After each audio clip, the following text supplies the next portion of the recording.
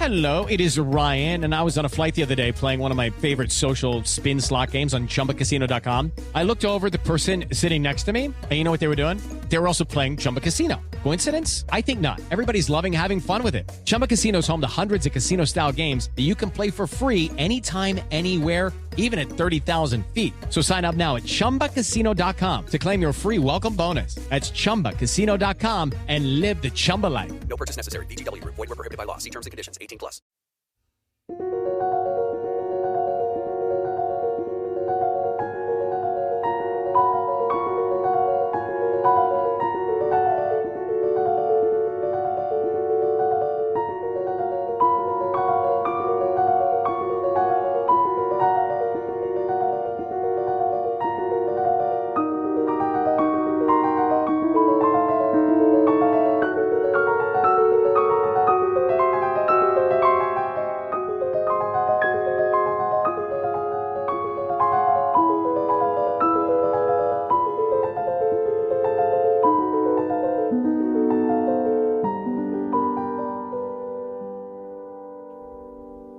Welcome to Ghostly.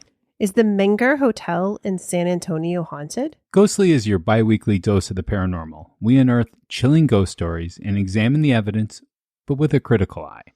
Rebecca hunts down the legends while I, your friendly neighborhood skeptic, poke holes in her theories. In the end, you, the listener, get to decide, is it a genuine haunting or is it completely made up? Click the subscribe button or follow button, depending upon what platform you're on, to always be in the loop of new spooky tales. And as always, we're your host. I'm Pat. And I'm Rebecca. So today we have is it the Menger Road? Yeah, exactly. The Menger Hotel. The Menger Hotel. No. Menger. The Menger. Yes, the Menger Hotel. The Menger Sorry. Hotel. Okay. We live really close to Munger Road. Munger Road, which is haunted. Yes. Supposedly. There you go. But this is not that. This is the Menger. The Menger Hotel. Okay. We're going to get it right. Yeah. We're not going to mess up at all, even once. Yeah, no, never. It's a historic landmark in San Antonio, Texas. Mm-hmm. And it's been a hub of activity. Yes. Depending upon how you view that. I view that as people coming and going. Okay. And hospitality. For over 165 years, this building has been intact, witnessing the city's growth from a frontier town to a major urban center. It's been around a long time. It has. For the States. It's a long time. Yeah. Yes. If we're talking Europe, this is nothing. This is like it was created yesterday. Right. Yeah. But for us, this is pretty old. Yeah. So I'm really excited to get in there. I'm assuming there's a couple of ghost stories for this one. As always, there are so many ghost stories. I couldn't possibly include them all. Okay. Yeah. But you got the best ones. Though, right? I picked the best, most popular ones for us. Okay, all awesome. This is the part where we would do a shout out. There's two ways to get a shout out. If you listen to the last episode, we did the first one, which is to give us a review on Apple Podcast. That so happened to be a 5-star review, but it doesn't always have to be a 5-star review. We always appreciate those, though. But we're going to read any and all reviews that we receive. The second way is to become a member on Patreon. You can go to ghostlypodcast.com and click on Patreon in the menu bar. We have a lot of different tiers to choose from. And let us know if there's some benefit that you would like out of Patreon that we don't offer. We've got ad-free and extra episodes, all sorts of good stuff out there. Yeah. We have a pretty big catalog on there. We do. This is also a time we love to have listener mail. We don't have any today, but we always want to hear your stories, and you can send them to us by email at info@ghostlypodcast.com, or you can use the contact us form at ghostlypodcast.com. Or one of our favorite ways, which I think we have one in the actual mail, but we haven't gotten there yet. We gotta get there. That is to send it to our P.O. Box number 264, Geneva, Illinois, 60134. And you're not gonna remember any of that. So instead of me repeating it 10 times and pretending like you're writing it down or something like that, you can go to ghostlypodcast.com and just scroll to the footer, and it's right there. You got it. We're also, of course, on social media at Ghostly Podcast. You can find us on Instagram, Facebook. I think we're still on LinkedIn. Yeah, so we are. Yeah. Wherever you want to find us and send us a message there, we'd love it. Yeah, I mean, although some of the newer ones we're not active on yet, but we should be. You know? I mean, like, theoretically, are we on Threads? Yeah. Yes. And what was the other one? Blue Sky or something like that? Maybe we're Yeah. on. It's just there's a lot of them out there. Yeah. So we try our best to get on them, but In Snapchat, we're not on that. Either, no, so. we're not on that. And We're not cool. So we're just not. So you know. We're Yeah. definitely too old to be on TikTok. So, but like it's Instagram, that's always a good one. And actually, if you're on Facebook, our Facebook group, Ghostly Society. Yeah. We have a page you can follow, which is fine, but there's also a group where you could interact with other ghostly listeners, and we call it Ghostly Society. It's a private group. You have to answer a couple of questions. I don't think any of them that there's a wrong answer except for one. I think there's a wrong answer for one. Yeah, but otherwise you'll be right in. Absolutely. All right. So it's your favorite time. Oh, no. It's time for the polls. Oh, not again. We did that last episode.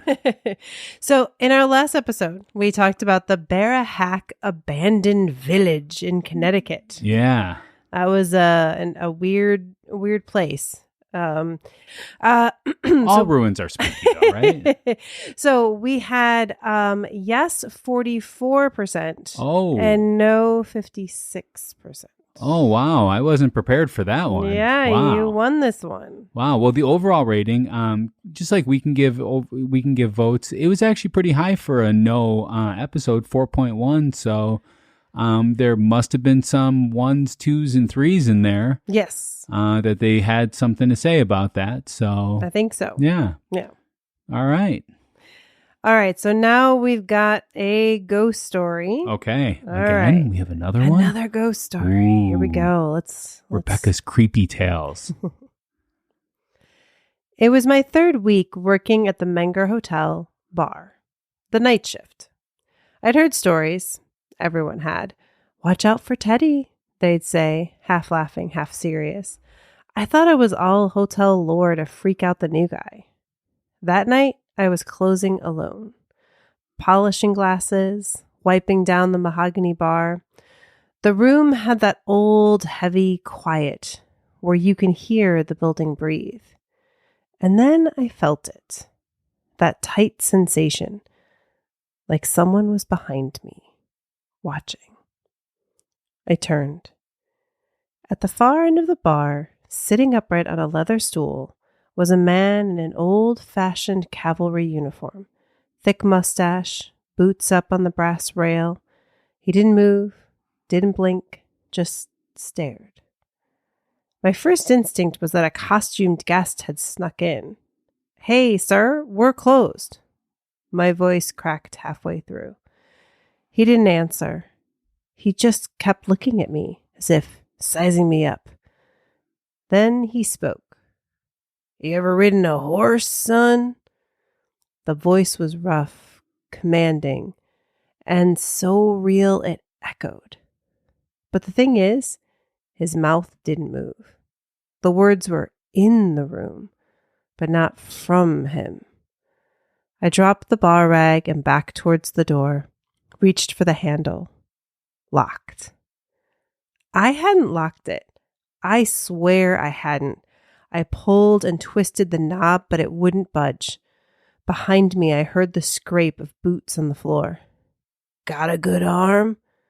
We need artillery." Panic surged through me.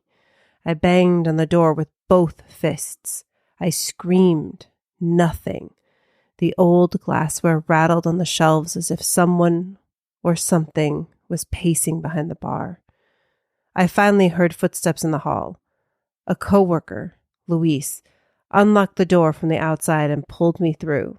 He saw my face and didn't ask a single question. Just muttered, "He picked you tonight." I never closed again. And Teddy? He's still there. Waiting, watching, recruiting. Wow. So I'm assuming this is based upon some kind of ghost story that you wrote this from. Yes, this is Okay. a thing that happened, and we will definitely talk about it in the debate. Okay. All right. And again, the only reason why I always ask that afterwards is because we've had people write in and say, did that really happen? We actually had a family member of one of the people involved write in once to ask if it really happened. And that one was made up.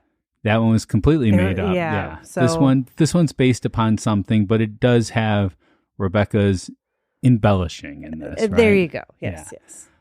Okay, we're going to take a short break, and when we return, we're going to get to the Pat Facts.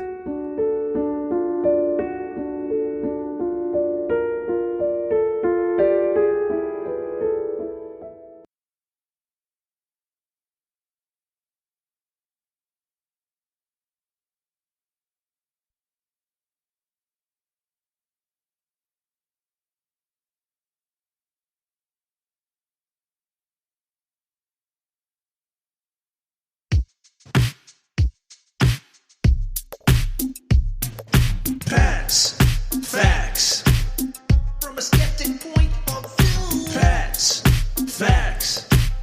He presents it all to you. Pat's Facts.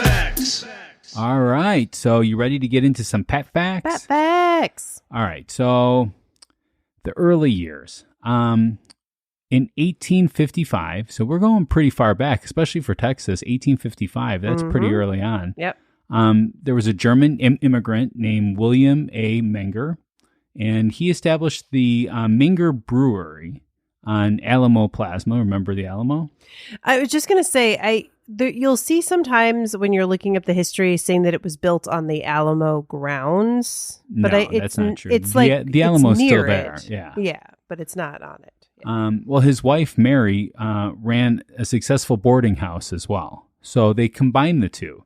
The Mengers decided to build a hotel designed by architect John M. Fries and built by J.H. Capman. The original 2-story, 50-room Menger Hotel opened on February 1st, 1859 on Alamo Plaza.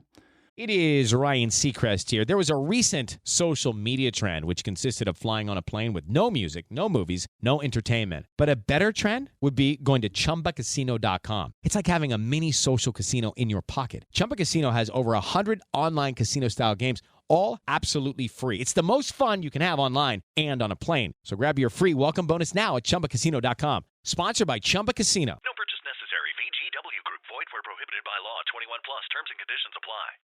Offering unprecedented luxury and renowned cuisine by Mary Menger, and it's an immediate success, prompting a 40-room annex completed later in 1859. So in the first year, they almost doubled the size of it. Yeah, that's crazy. It's like they finished building it, and then they're like, whoa, nope, we should have made this bigger. Yeah, so they're still indebted for this place, and it still probably hasn't shown tremendous profit. Right. But they're no place does the first but year. we need to build on. You see the vision. That never happens.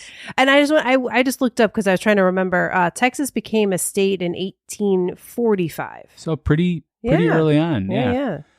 This is also during the Civil War period. So that was 1861 to 1865. Okay. That must have been a challenge. Yeah. I mean, although Texas was pretty, they could have. They didn't have as much to do with the Civil War as other places did. Yeah. Texas is a big state. Yeah. Yeah. Now they are a southern state though, so the hotel, they're all about the Confederacy. Sure.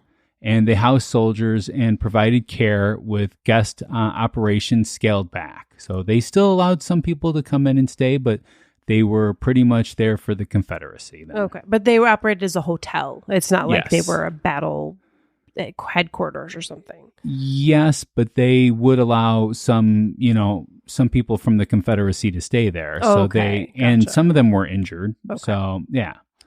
William Menger passed away in March of 1871. Mary and their son, Louis, continue managing the hotel and brewery. In 1870, the hotel thrives, becoming a key stop with services like a telegraph office. Whoa. They had their own telegraph office. That's crazy. Yeah. And a railroad ticket sale. Oh, okay. Poet Sidney Lanier and General Ulysses S. Grant are among its Oh. notable guests. Okay. In 1877, the arrival of the railroad in San Antonio boosts the hotel's prominence. In 1879, they installed this newfangled thing called gas lighting. Ah. Yeah. And that didn't mean that they were trying to pin things on somebody else, but it was actual lighting that was supplied by gas. Right, right. Yeah, I've seen that in like movies and stuff. It was, like a constant stream of gas that they could turn on or was there Yeah. already. So, it wasn't a light bulb yet, but we're getting there. Yeah, yeah. Where you had more control. It wasn't a candle. Oil lamps. Yeah, or Yeah. oil lamp or something. Yeah. So, but you would hear like a constant hissing though. during Sure, that, sure. so. And I'm sure, I don't know, that seems like, I don't know, like maybe back then they didn't have the smell put into it yet, but like, I'm always nervous about gas because like I'm going to breathe it in and Yeah. something's going to happen. But obviously they found it handy. Yeah. In 1881, Mary Menger decided she wanted out of the hotel business. I mean, she's getting older, Mm-hmm. and she sold the hotel to Major J.H. Capman, its original contractor. Campman begins significant renovations, adding an east wing and expanding the dining room. Because I read, I mean, you said earlier that Mary worked with her son, Louis, whatever. Yeah. I guess he didn't want the hotel. No. So that's why she did offer it to him. I Yeah. don't want anyone to think Mary didn't want to offer it to her son. She did, but he didn't want it. Yeah. So that's Yeah. why He she wanted sold it. to pursue other avenues. Yes. Under Herman Campman, which was J.H.'s son, the famous Menger Bar, a replica of London's House of Lords pub, is installed, becoming a city marvel. That sounds great. That Yeah, sounds like doesn't that'd be it? such a fun place to go. Yeah. Yeah. Further improvements include a artisan well, steam laundry. That was a big to do. Mm-hmm. Electric lights, which, I mean, come on. Yeah, the 1890s. That's that was pretty early on, too. Yeah. Yeah. Because the Chicago World's Fair debuted them, and that was in 1893. So, Yeah, so it must have been Yeah. right after. Yeah, absolutely. And they had a steam-powered elevator as well. What? I had never even heard of that. Yeah, and this is when your guy, Theodore Roosevelt, first visits in 1892 and famously returns in 1898 to recruit his Rough Riders in the Menger Bar. So yes, in case you didn't realize, the Teddy I was referring to in my story Yeah. was Teddy Roosevelt. It wasn't just a teddy bear, No, but it was the man the teddy bear was named after. Absolutely. Architect Alfred Giles oversees a major expansion and redesign, adding Renaissance revival details to the facade and creating an interior rotunda. Okay, in 1909-ish. Okay. Yeah. In 1912, architect Atlee B. A's, there's a lot of A's in that name, renovates the dining room and adds more rooms even. This is definitely a place it seems like architects like to get to. Yeah. They like to work on it. Yeah, because it was a famous building, Yeah. and I guess they had room around there at the time. Yeah, okay. So post World War I and during the Great Depression, the hotel faces a period of decline due to economic hardships and changing ownership focus, leading to neglect, as a lot of places did during that time. Yeah. In 1943, William Lewis Moody Jr. purchases the Menger Hotel, and in the 1940s, and post World War II then. After 45. Yeah, Moody initiates a comprehensive restoration and modernization, updating plumbing, electrical systems, and decor, and restoring the historic dining rooms and gardens. Wow. I mean, again, this must be a great location that's worth the money for people to keep updating this thing. Either that or it just keeps, people keep staying there. So, Yeah. I mean, I guess if you're going to go to the Alamo, this is pretty close, Yeah. and that's a famous attraction. There you go. During 1849 to 1851, a significant 125-room What? addition. I was not ready for you to say that. Yeah. So they were Jeez. already at 90 rooms. Yeah. So let's figure 100, Okay. and then we added over 100 more rooms. So we double more than this- doubled it. Yeah, that's crazy. Then they had a new lobby because if you're going to have that many rooms, you need a bigger lobby. Then, right? Sure. And hotel-wide, this is my favorite, air conditioning. Wow. That seems, again, they're always like on the cutting edge of the They are, modern yeah. things. Wow. All at the Menger. Okay. And it's completed under the architects Atlee B. and Robert M. Aries. Okay. The Menger Bar is moved to its current Crockett Street location in 1953. Then they added a swimming pool. Ooh. And the Menger Patio Club in 1966 or 1967, one of the two. In 1976, the Menger Hotel is listed on the National Register of Historic Places as part of the Alamo Plaza Historic District. Right. Okay. Yep. In 1980s through 1990s, further restorations take place, including the historically accurate restoration of the original entrance facade. So present day, the Menger Hotel continues to operate at 204 Alamo Plaza with 316 rooms now. Jeez. Blending its rich history with modern comforts, it remains a member of the Historic Hotels of America and a popular destination known for its significant past, architectural charm, and stories of famous guests and alleged hauntings, Rebecca. Mm-hmm. Do you have anything to add to this history? No, you did a great job. There's it's really interesting, this whole history of this place. It's amazing, all the stuff that it's gone through. I will say, you mentioned Ulysses S. Grant and Teddy Roosevelt. There are some other famous guests, but when I looked at it, at least I was like, I don't recognize any of these people. I think they're kind of older, famous people that we really remember today. Gilbert Gottfried would have known all of them. He knew all the older people and stuff, and he always brought up names of people that nobody knew, but I don't know any of them. So I don't know. That we'll have some links out there if people want to dive deeper into some of that. But absolutely. But yeah, it's definitely seems like a place. I read an article.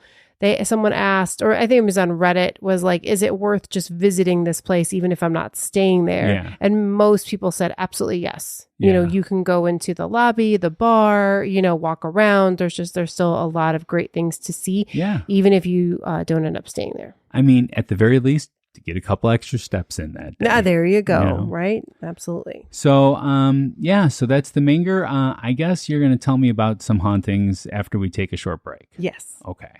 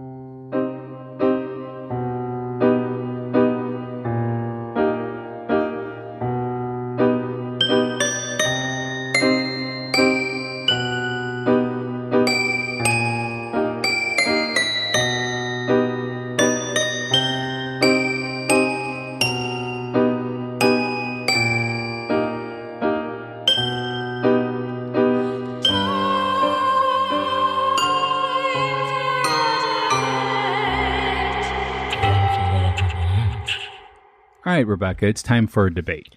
It is. Let's do this. Yes. All right. So let's talk about that Theodore Roosevelt story, right? Okay. So as you mentioned, he really liked the Menger. Yes. And he came there to recruit his Rough Riders, which that's a whole history. And this does make me think maybe we should look into if Teddy haunts anywhere else, right? Okay. Yes. But people do claim to see his ghost in the Menger bar. He does. At the night at the museum. Oh, true. He's in that prominently. Yep. And he's often seated and watching silently, or as we heard in our story, not so silently, right?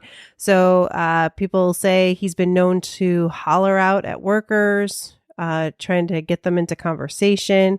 And then there is the specific story that I told, which is a new employee got locked in the bar. Locked in the bar. Sorry, that sounded weird. Locked in the bar. There you go. Get my Chicago. I liked on. it better. Yes, locked in the bar with Teddy, and who was just staring at him, and Basically, he was just pounding on the door till someone came and rescued him. And basically, after that, he kind of refused to be alone in the bar and really actually kind of quit the job pretty soon after that. But he's not the only one, but he's the one that definitely had the most dramatic situation with Teddy. So what do you think? Is Teddy Roosevelt still haunting this bar? Oh, man. So the bar is pretty historic looking.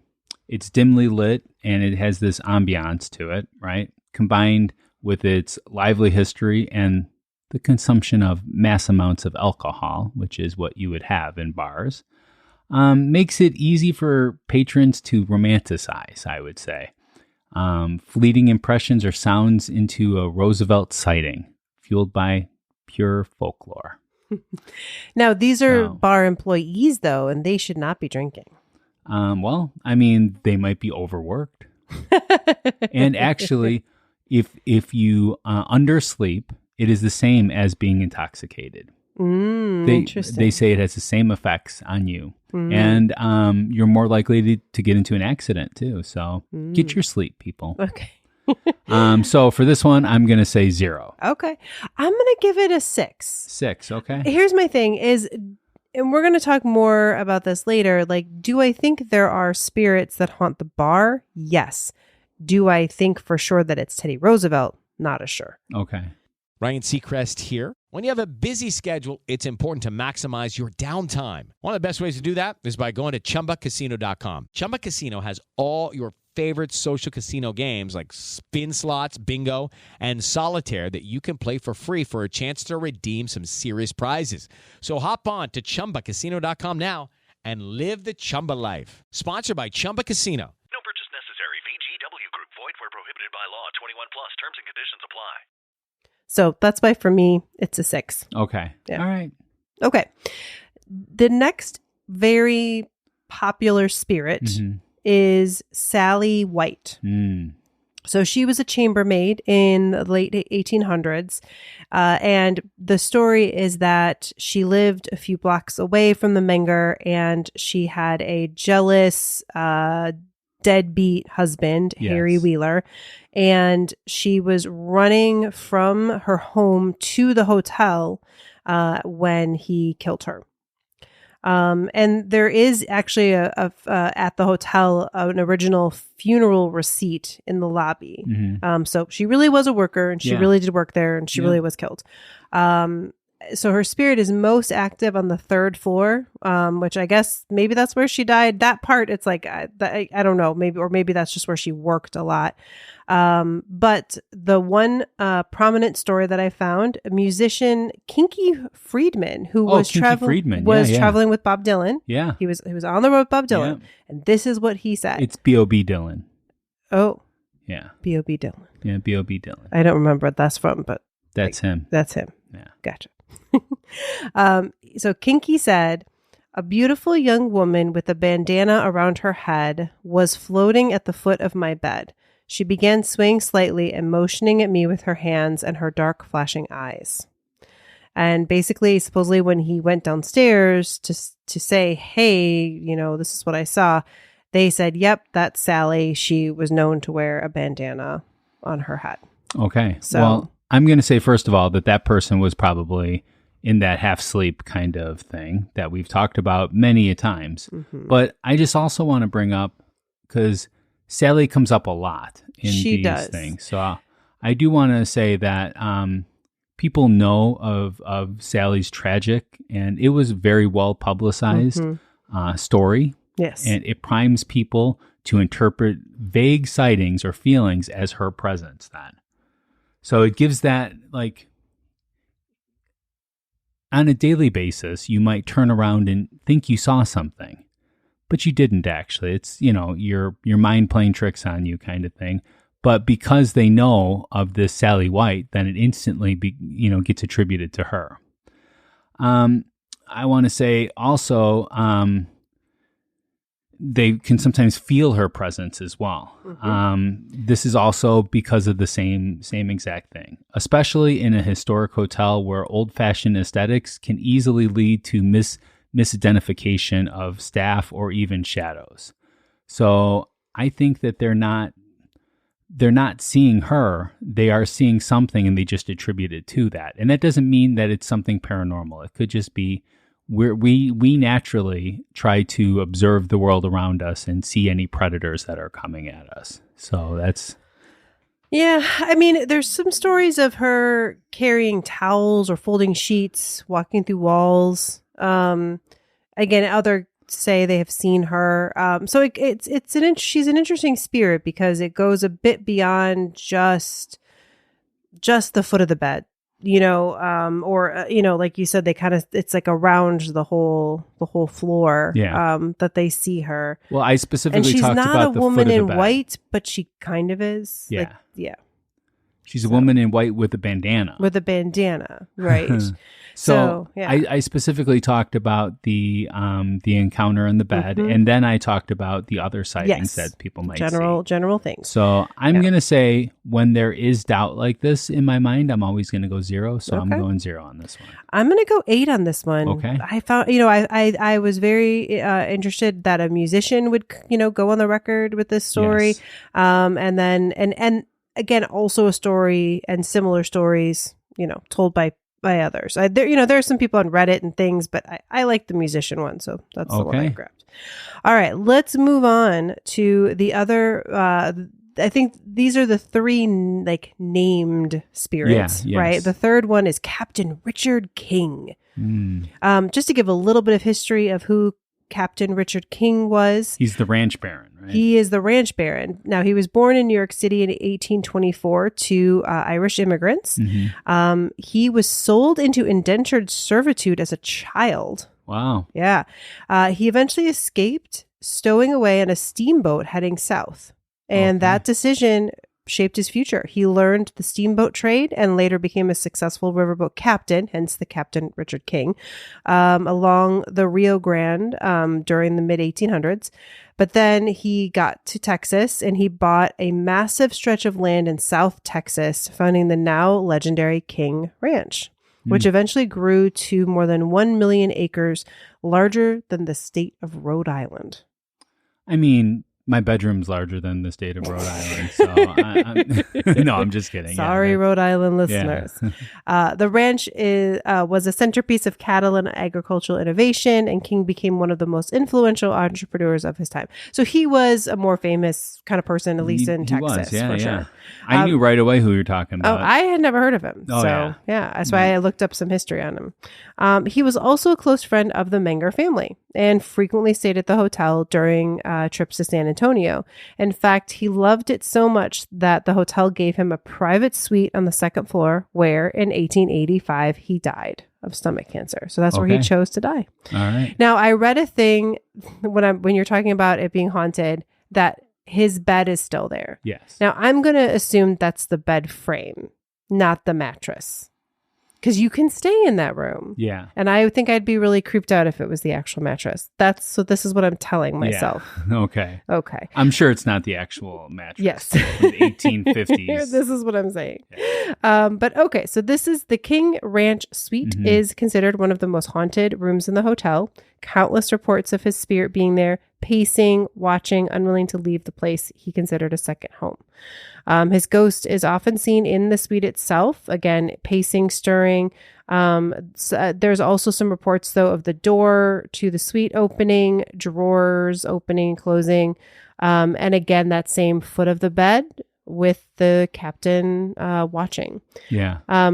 There's some other reports, but I think those are the main ones. Yeah, there's reports of creaks and drafts. And so glowing red orb. Yeah, what I do want to say is that so this is an old building, so it is prone to have all kinds of noises and stuff like that.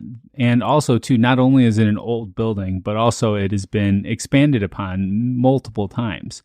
So each time you do that, you kind of weaken the foundation just slightly, or the actual structure of the building itself. So the normal creaks and drafts, it's just an old building settling. And the famous room, people know what they're getting into when they stay in that room, too. I think you have to pay extra or you have to tell them ahead of time so they know what they're getting into. and its power of suggestion, I would say, and the hotel's rich historical narrative that give that kind of feeling for people, rather than it actually being a disembodied presence that's there.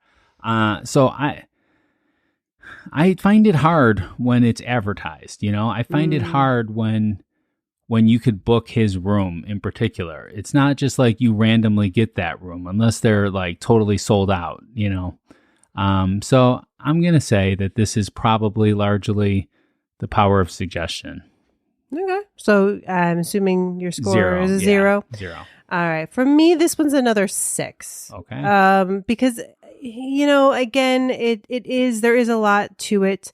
As far as it is kind of built up as a big suite, and the idea of you're hearing somebody pacing, and I don't know, there weren't as many stories of seeing the apparition, but there is a lot of stuff there, and the red orb, I couldn't find any pictures of it, so I wasn't quite swayed by that one. But so a little haunted, but maybe a bit embellished. Okay. Yeah. Okay, so now for the last couple, we're really moving back into the bar. Mm-hmm. It's considered probably one of the most haunted or the most haunted place in the hotel. There are a lot of other little one-off stories. Yeah. But again, these are the main ones, Okay. right? So going back into the bar, we have the Vanishing Gentleman, who was a 1970s playboy. So we don't really know who he was, but there's just this a ghost that looks he's in a suit. He's very suave looking. 1970s, right? Maybe he's sometimes, sipping a drink. And there was a guest in 2004, July 2004, who told the story that they saw this man and he just stared at us. And the bartender couldn't see him, didn't acknowledge him. It wasn't like he went to go try to get his drink order, and that he just faded away in front of their eyes. Another man recalled that this ghost approached his wife only to disappear mid-stride. So he kind of is one that he doesn't talk. He doesn't necessarily do anything. He just kind of appears and then disappears. So Vanishing Gentleman. The Vanishing Gentleman. Okay. Sounds like something out of How I Met Your Mother. So I'm going to say that, especially since the server couldn't see the ghost and these people did, that it was probably that they misinterpreted something or misidentified something of that particular type. Especially in like that bar kind of setting, it's a very busy environment. Oftentimes things can happen that it's somebody just happens to walk by, and then you point it out to somebody, and then somebody walks in front of them and you no longer see them. So it gives you the feeling that they just vanished, whereas you took your eyes off of them for a split second, and that's all that it took. Hello, it is Ryan, and I was on a flight the other day playing one of my favorite social spin slot games on ChumbaCasino.com. I looked over at the person sitting next to me, and you know what they were doing? They were also playing Chumba Casino. Coincidence? I think not. Everybody's loving having fun with it. Chumba Casino is home to hundreds of casino-style games that you can play for free anytime, anywhere, even at 30,000 feet. So sign up now at ChumbaCasino.com to claim your free welcome bonus. That's ChumbaCasino.com and live the Chumba life. No purchase necessary. VGW Group. Void where prohibited by law. See terms and conditions. 18+. I don't see any real proof of this. I haven't seen any pictures of this person or anything like that. So I'm going to have to give this one a 0 as well. Okay. I'm going to give this one a 7. A 7. We got wow. 2 specific people that, claim to see this guy. Okay. So there you go. Now, though it could go along with our last area here, which is, again, we're still in the bar, and it's your favorite type of, I'm going to say ghost, the residual ghost. So when we talk about residual ghosts, we're talking about apparitions that just kind of follow a pre-designated path, right? So they kind of they do the same thing every time it's a movie being played over and over again. Yes. So there will not be any change in what happens. They cannot be interrupted. Things like that. Yes, and they're going to move based on how things were back then. Yeah, if you picture like a projector that's able to project something that looks a little bit more realistic, that's what it would be. And so supposedly this happens right in the bar. There's a couple of candidates for who these residual hauntings could be. Yeah. One is in 1890, a man named H.H. Childers shot another guest dead in the bar. His trial is a historical scandal. And then trigger warning a little bit for this one. But in another incident, Officer John Menger, I don't know if there's a relation. I couldn't find that. But he walked into the bar in 1897 and shot himself in the head. And so again, there's a lot of reported sightings of shadowy figures that are supposedly reliving their final moments, maybe gunshots, people collapsing. And there is an old bullet hole in the bar. Now, people try to say this from Teddy Roosevelt. I mean, I don't know why you would have any idea for sure that it was from him. But anyway, supposedly, to me, I would more attribute it to one of these other people that died there. But that's supposedly there by the bullet hole sometimes. Yeah. But anyways, so those are the top candidates. Could be other people, but it was a rough bar. Rough Riders, rough bar. And there's still some spirits lingering there. Okay. Well, I'm going to say with this particular one is that people go into the Menger and they've heard tell that there is supposedly hauntings. They might not know specifics of what kind of haunting, and then they kind of just settle upon this story for themselves. I don't think it's true at all. I am surprised you didn't mention the ladies in blue. Oh, you know what? Again, we could do 2 episodes. Yeah. There's other rooms that are specifically known to be haunted. I mean, there's so much. But I mean, we talk so much about the ladies in white. That there's multiple ladies in blue here. So they're like Smurfs, I think. Like Smurfette. Pat limits me to 5 pieces of evidence, people. Which I get because I don't limit lot. You. It has to do with like we want the show episode length. We don't want this to be like the hardcore history podcast that's 4 hours long. We have to have some limit. I could mention every Redditor. I mean, really. Yeah. But okay, tell me about the ladies in blue. Oh, they're just seen in there. People say that they see ladies in blue, and they also mention child spirits as well. Supposedly some child spirits there. This is all in the bar? It's in the whole area. Okay. And in the bar, there is specific things where like things fall off of things. You get your typical ghost stories and stuff like that. As far as things falling, you get your orbs, you get your other stuff. This one, I actually looked up some of the stuff beforehand. But yeah, nothing really catches my eye. There is no pictures of this. If it's a residual ghost, what's triggering this pattern to happen over and over and over again? Is it a time? Is it a specific kind of person walks in? If so, we should be able to figure that out then and videotape it. Or expose it in some kind of way, have like mass population. Maybe it doesn't come out in videotape. Maybe videotape. We don't use videotape anymore. Maybe it doesn't come out in video. But maybe if you could have enough people there where if hundreds of people all said, yep, we saw it at the same exact time on this same exact day. This is what happened. And they all said the same story. I might be more willing to believe it. But this is just randos saying that they saw this stuff. So I'm going to have to say, I don't buy it. I'm sorry. I would rather ladies in blue though, because as I said, that's something unusual that we don't get. This is more stuff that we get all the time. And it's just adds to that folklore. It's when people hear something is haunted, they want to feel a part of it. So anything that happens, they attribute to this. I'm not even saying that they're lying. I'm just saying that it attributes to it. Okay. So your score is 0. Okay. Yeah. I'm going to give this one I'm going to give it a 7 because again, we're just talking about the fact that this bar in general is haunted and some very clear evidence that some pretty tragic stuff has happened there. Okay. Yeah. So what would be your overall rating then, Rebecca? So I gave between a 6 and an 8, so I'll give it a 7 is going to be my overall rating. You know, if you just gave everything a 0, it's easier. You don't have to average so out what's things. what's yours? 0. Oh, surprising. Yeah. So Based on your scores. Yeah, exactly. All right. So are you ready for the closing arguments, Rebecca? Let's do this. So that brings us to the closing arguments. This is our last chance to convince you to vote our way. We are each given 1 minute of uninterrupted time. We will time each other on the Ghostly Studio timer to keep everyone honest. Mm-hmm. All right. Rebecca, are you ready? Yes. And go. All right. So I think this place is definitely haunted.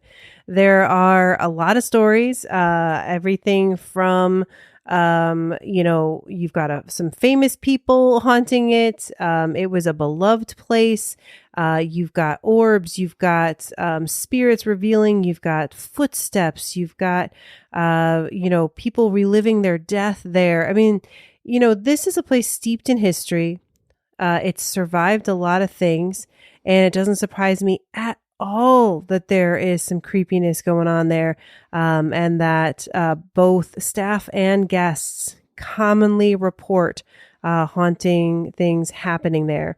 As we found, I mean, Pat found haunting things that I didn't even find. That's how many haunted things are happening there. It's haunted. And I'm going to stop right now. Okay, you wanted it to ding, huh? Okay, so I am sorry, I messed up the timer. So, okay, we are ready to go. I'm going to give mine then. Okay.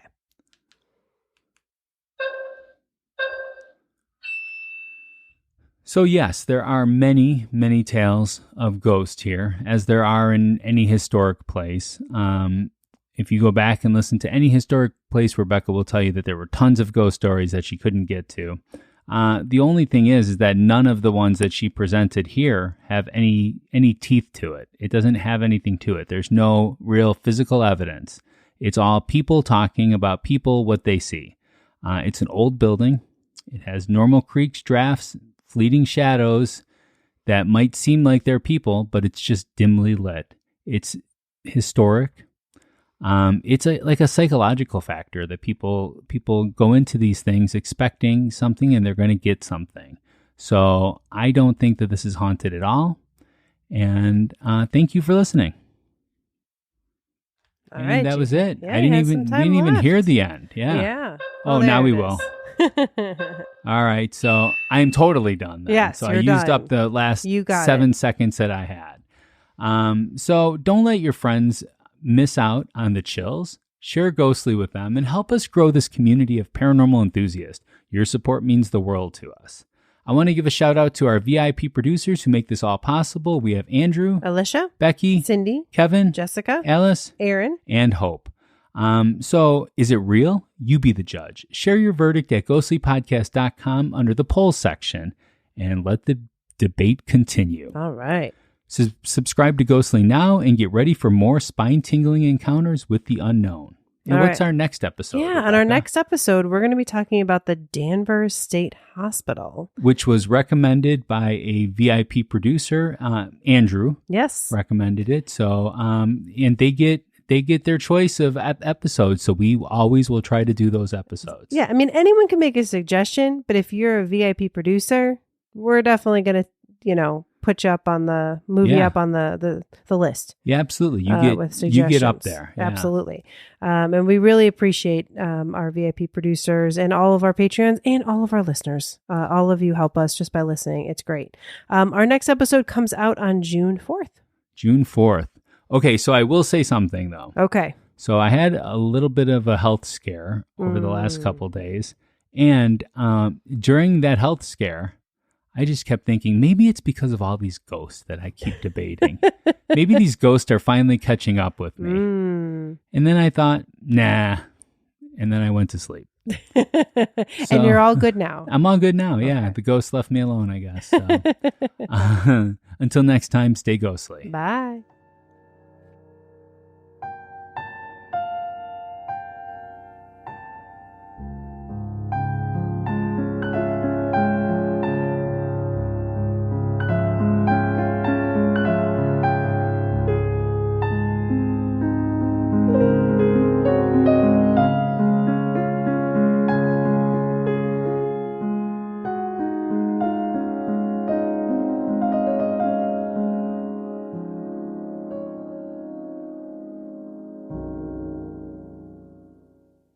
Ryan Seacrest here. When you have a busy schedule, it's important to maximize your downtime. One of the best ways to do that is by going to ChumbaCasino.com. Chumba Casino has all your favorite social casino games like spin slots, bingo, and solitaire that you can play for free for a chance to redeem some serious prizes.